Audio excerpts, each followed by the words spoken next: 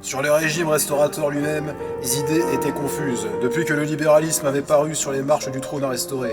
L'occasion me fut offerte par quelques amis de porter sur ce terrain les principes pour lesquels j'avais combattu. Comme on le voit dans les séries précédentes du recueil, j'ai pu y ajouter dès lors, dans une dernière série, un exposé de l'application de ces principes à l'organisation politique et quelques aperçus historiques encore susceptibles d'une application actuelle. Enfin, un vœu est l'expression d'une espérance, celle de voir d'autres amis, dont je sais la droiture, ramenés par la force des choses aux mêmes conclusions. Ainsi, finit ce que j'ai cru de quelques intérêts à retirer d'une production plus considérable, mais faite surtout de répétitions, comme est la vie d'un soldat en campagne, vivere militare est. Les traces que j'en apporte ici pour mes compagnons de la première heure, devenues bien rares, et pour ceux qui sont venus après chaque perte apporter un renfort et me viennent encore, sont, j'y insiste, celles d'une poursuite et non d'une exposition méthodique. La lutte fut de tout moment, sur tous les terrains, souvent, hélas, à l'encontre du sentiment des amis de la veille et de celui des amis du lendemain. Lutte contre l'enseignement d'une école économiste qui s'intitulait elle-même orthodoxe et tenait toutes les chaînes officielles. Lutte contre le poison du libéralisme qu'elle infusait même à l'enseignement des instituts catholiques. Lutte contre l'esprit des salons et contre celui des académies. Lutte contre tous ces expédients politiques. Lutte contre les conseillers les plus aimés, les plus respectés. Mon langage s'est trop ressenti à l'âpreté de cette lutte dans les premières parties, surtout. Je l'ai senti en le relisant, mais je n'ai pas cru qu'il fût loyal de l'atténuer, d'y mettre de la pondération, alors que j'en annonçais une reproduction. Il m'a paru qu'affirmation même téméraire, argument même violent, contradiction même, appartenait à l'histoire du mouvement au secours duquel ces défauts se sont produits, inséparables d'une action d'avant-garde. L'enchaînement des idées maîtresses subsiste quand même, reliant les domaines abordés ou même les commandants, et fixant ainsi le trait caractéristique de l'œuvre. La continuité, telle qu'elle naît, non d'un dessin et d'une création de l'esprit, mais de la nature des choses, et qu'elle se poursuit par leur force.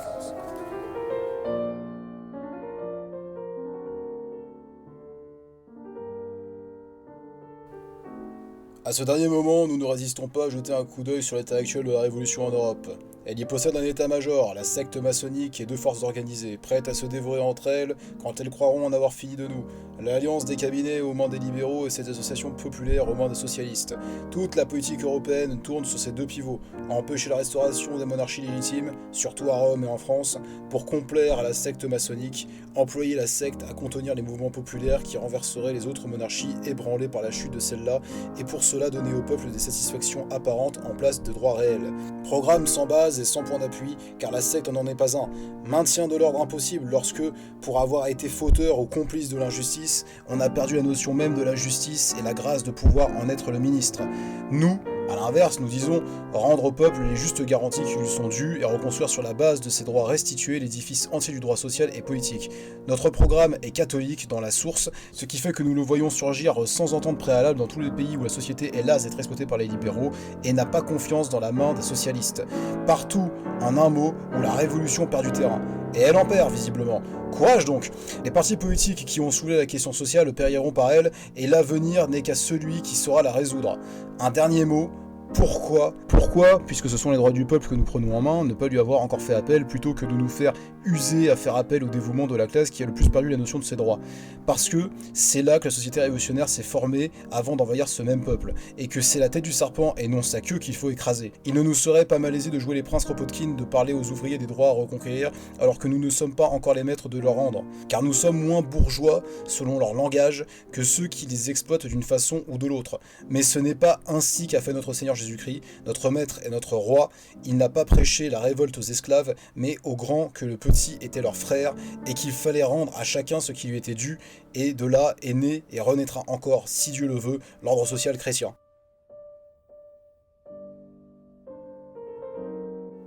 Éclairé par des notes précédentes, je puis essayer de préciser en rectifiant l'expression et même le point de vue, les premières considérations que j'avais soumises au Conseil sur cette question et que je mets ici sous ce titre emprunté au langage usuel.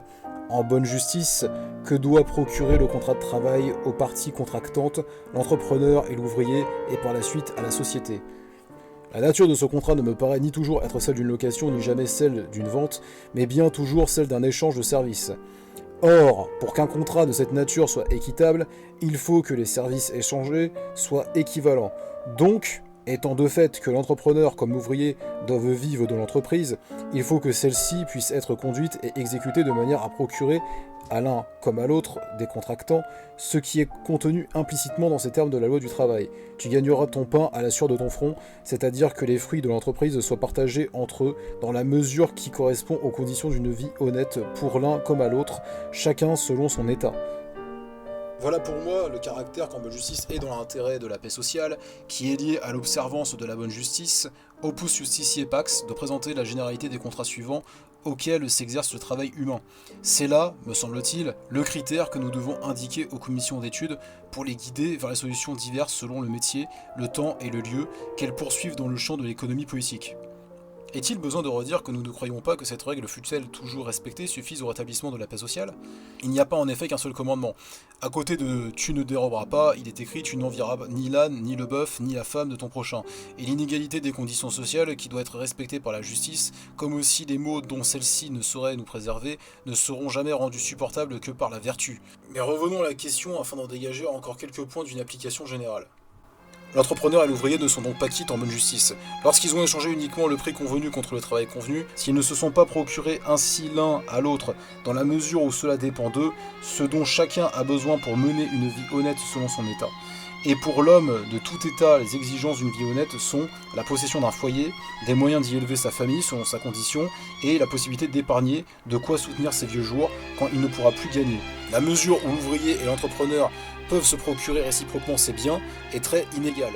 L'ouvrier sans doute doit limiter ses exigences de salaire à la valeur réelle de la production, il doit même supporter des crises industrielles avec le patron au lieu de les exploiter. Comme trop souvent, contre lui, l'entrepreneur a les mêmes devoirs à l'égard de l'ouvrier, mais en plus celui de lui procurer tous les moyens d'arriver à la possession du foyer, à l'éducation de la famille et l'épargne pour les mauvais jours. Toute chose que ne fournit guère le salaire brut, qui lui sertit en échange de son temps et de sa fatigue, car les facultés économiques dépendent beaucoup moins dans la pratique de la quotité du salaire que des conditions dans lesquelles l'ouvrier est appelé à le gagner. Conditions de salubrité, de discipline et de moralité de l'atelier, auxquelles il est de stricte obligation et de bonne justice que l'entrepreneur pourvoit. J'entends ici par cette distinction de stricte obligation et de bonne justice que l'une comme l'autre devrait sans doute être le fruit de l'amour du prochain, mais que, dans la mesure où cet amour fait défaut, la première doit être procurée directement par la contrainte légale, tandis que la seconde ne peut l'être qu'indirectement par le concours des mœurs, institutions et des lois. Ainsi, entre prohibition agressive du travail des femmes et des enfants hors du foyer, à la limitation des heures et surtout des jours de travail, au délai pour la réalisation des engagements, ce sont à mes yeux des choses du domaine de la stricte justice parce qu'elles sont nécessaires à la sauvegarde des foyers en même temps que faciles à obtenir par la loi, qui, impuissante le plus souvent à créer, ne l'est jamais pour réprimer les abus lorsque elle est juste et confiée à des mains fermes. Pour le reste des sauvegardes non moins nécessaires au règne de la bonne justice et auxquelles l'action du pouvoir, qui a pour mission essentielle de les procurer, doit pourvoir par ce que l'on appelle impromptement l'intervention de l'État, d'une manière tantôt directe, tantôt indirecte. Il faut reconnaître qu'il est impossible de les obtenir du régime, ou plutôt de l'anarchie actuelle du travail, fruit des doctrines plus encore que des actes de la Révolution, et nullement de la force des choses comme on le répète banalement. La restauration du régime corporatif s'impose donc avec toutes les réformes politiques et financières qu'elle suppose, et si elle est nécessaire, il serait puéril de dire qu'elle doit néanmoins être purement spontanée et facultative. Bien qu'il ne soit pas d'institution plus libérale dans le bon sens du mot, car elle tend à substituer dans le monde du travail le régime de la juridiction arbitrale à celui du bon plaisir et de force sans frein, néanmoins, il ne lui suffit pas de l'indifférence du pouvoir pour reprendre sa fonction dans l'État, car ce n'est pas à la liberté qu'il a été donné dans ce monde de réfréner les abus de la force, mais à la contrainte, là où la persuasion ne suffit pas. Sans doute, la reconstitution de corporations ne saurait être œuvre de décret seulement, car on ne décrète pas l'existence de ce qui n'est plus, mais on prépare la renaissance par des appels. On la reconnaît en droit dès qu'elle réapparaît en fait, on la fortifie par des privilèges, on la dirige par des règles vers son développement politique, selon un plan conforme à la nature des choses, en même temps qu'aux fins dernières auxquelles elles doivent conduire.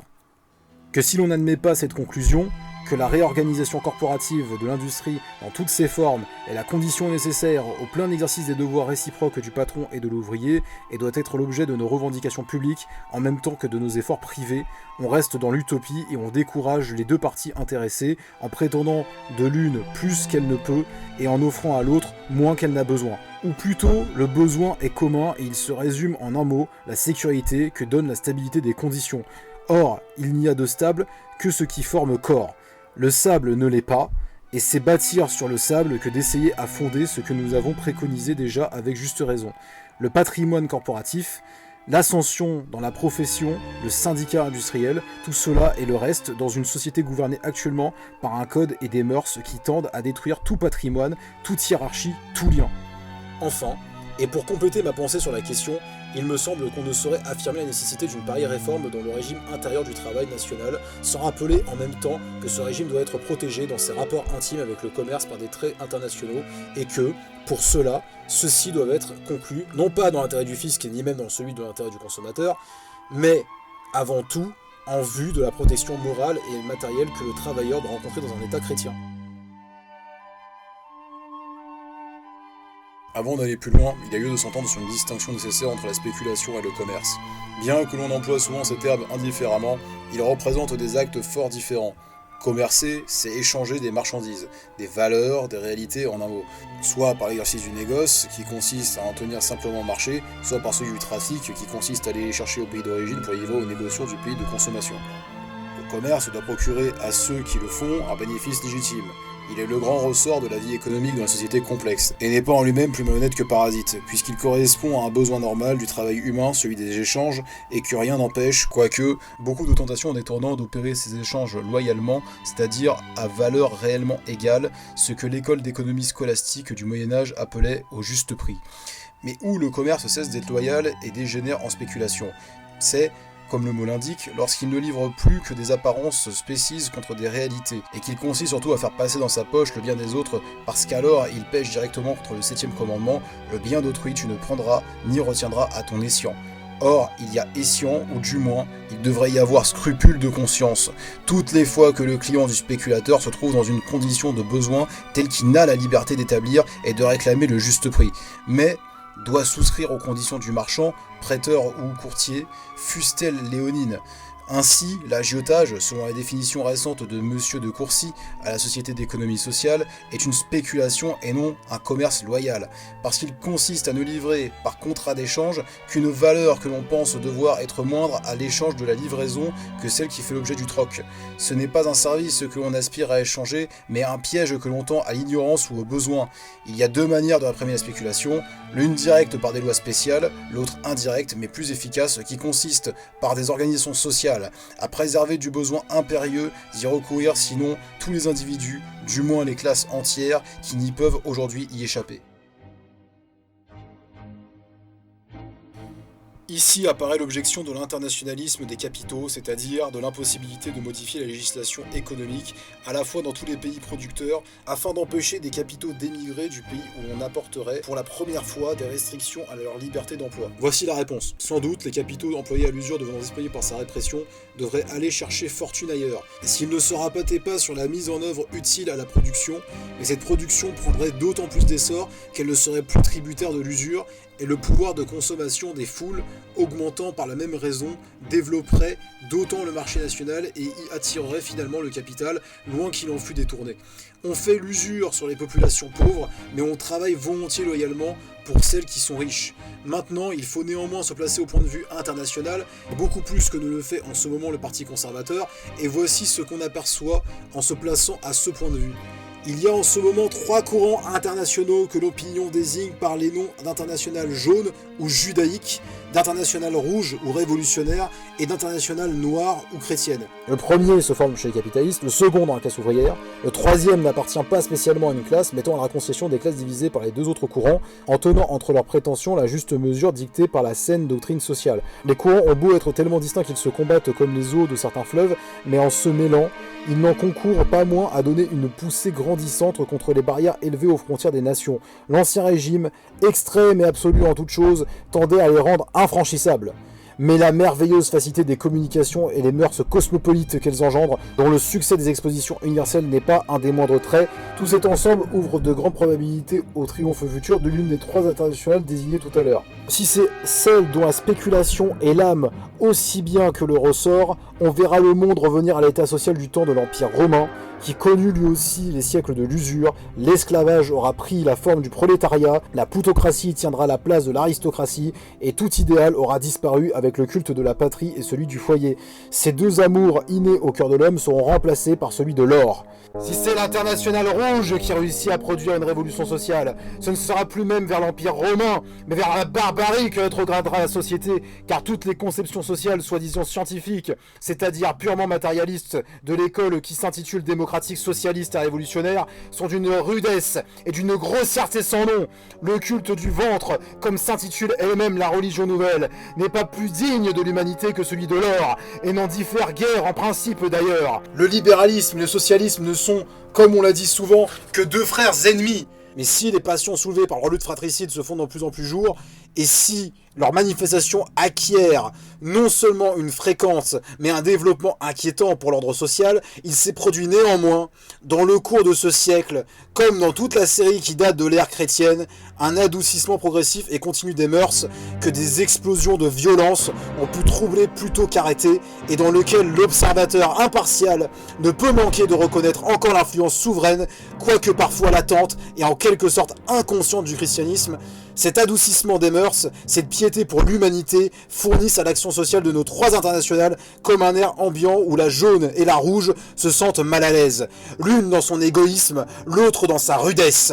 Tandis que l'internationale noire s'y trouve dans son élément, on en voit le témoignage dans ses développements, refoulés par tous les gouvernements monarchiques, ou républicains, conservateurs ou progressistes, et ne se produit pas moins d'année en année, dans des manifestations toujours plus complètes, après les magnifiques congrès catholiques d'Autriche, d'Espagne et de Suisse, pour ne parler que de ceux de cette année, la France vient de voir, sous une autre forme, celle des assemblées provinciales et de l'assemblée générale de leurs délégués, se reproduire un mouvement d'idées féconds dans le même sens. Or, le mot de siècle de l'usure y a été attaché aux pratiques de la civilisation moderne, et elle ne secouera plus ce trait de ses flancs. D'autre part, l'état-major de l'internationale dorée de la haute banque juive est attaqué par une littérature ardente, implacable, qu'on croyait d'abord ne pouvoir atteindre que les sphères où se complaisaient les parvenus de l'opulence, mais qui, pourtant, y a trouvé de l'écho et a provoqué des symptômes d'un certain antisémitisme dans toutes les classes de la société. Je constate le fait, sans le louer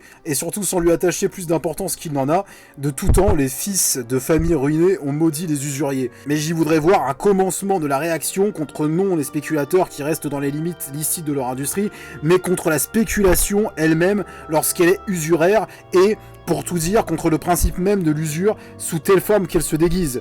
Je crois en avoir désigné ici les principales et montré les principaux effets, quitte à paraître excessif, insensé même dans un milieu social où tout le monde en vit sans s'apercevoir qu'on en meurt.